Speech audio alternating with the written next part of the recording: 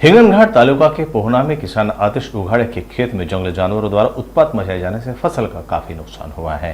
जंगली सूरों ने गन्ने की फसल को नुकसान पहुंचाया है।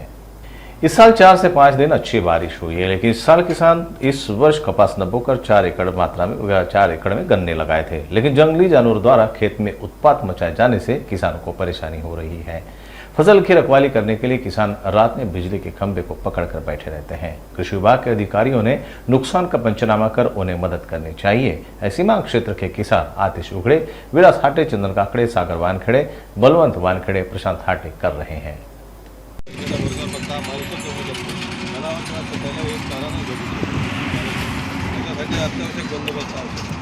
जर तुमची जर मागणी न पूर्ण झाल्यास तुम्ही काय करणार? आम्ही काय आता करायचं काय आंदोलन करण्याशिवाय पर्याय नाही. आणि आंदोलन किती करत राहायचे? आंदोलन काय आहे का ते आंदोलन केलं आम्ही म्हणजे काय वन्य प्राणी पळून जाणार आहे का? त्याच्यापेक्षा त्यांनीच आपलं हे लावून त्यांनी केलं. आम्हाला त्यांचे आंदोलन करण्याची शासनाकडे मागण्याची वेळ येणार नाही ना. ठीक आहे, म्हणजे पावसामुळे ठीक आहे बा, त्याच्यामुळे डुकरा तर एवढा भयानक त्रास आहे. एक महिना झाला, 1 महिन्यात एक महिन्यापासून हा ऊस 1 महिन्याच्या अगोदर आम्ही हाच ऊस चांगला जमला बा, हे झालं बा. आणि 1 महिन्यात या जो पाऊस लागला तेव्हा पण हे लागला तर आज एवढं परिस्थिती गेली का त्या शेतकऱ्यांना कोणत्या पद्धतीचं करा.